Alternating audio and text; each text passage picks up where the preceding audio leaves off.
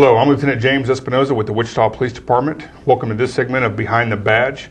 Today we're going to have Michele Blunck, the coordinator with the Victims Assistance Unit. Welcome, Michele. Thank you. Okay. Michele, thanks for coming today, and I just want to ask some things and want to know, give us a brief overview of this unit. Well, the Victim Assistance Unit was established in 2001.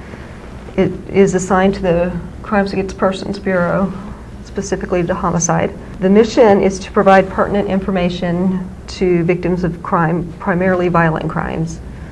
Very often people aren't aware of the programs in place, and I'm here to make sure they find out.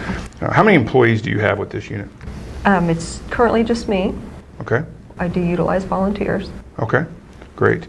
And as responsibility for one staff member, give me some examples of what you've done in the past. Providing support to families of victims, the victim, witnesses, kind of try to be a go-between for the detectives and the victims.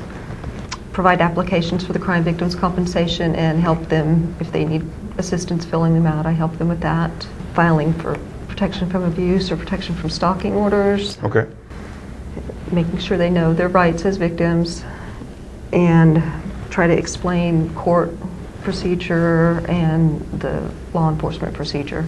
The system, I do have an emergency fund and assist them with that on occasion. It's gotten fairly small over the years, so there's not a whole lot we can do, but we may help someone change their locks or repair a door that's been kicked in or something like that. Okay. Recently I just visited with Lieutenant Jeff Gilmore, the gang unit. He was sharing with me a story of a family you helped who was a victim of a drive-by shooting. Thank goodness no one was injured. However, there was a mistaken of identity with the suspects, believing that these individuals were somehow related to some type of crime, but this family was not. Can you tell us about that?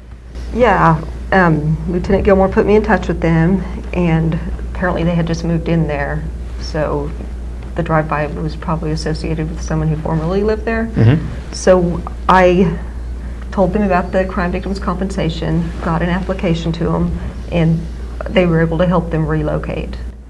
Okay, They great. provide the funding for that. Good. Thank you for doing that. I appreciate that. Do you make referrals to other agencies in our community? Yes, I do. Can you tell us about that a little bit?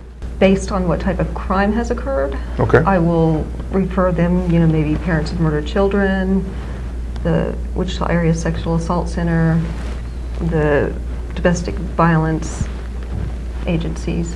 I try to put them in touch with them. We share back and forth. If we need help, if there's something I can't do, I'll get them to somebody else, or if they need help with something, they'll come to me. Can you explain a little bit on the emergency fund guidelines? The emergency fund is for, replacing locks. Say it's a domestic violence victim and they've got a key to her house. We can get the locks changed for them. Or maybe an elderly person's house is broken into. We might be able to make those repairs for them. Our funding has decreased, so we're not always able to help, but we try, or sometimes even put them in touch with other organizations that can help. So there's no public funding? No.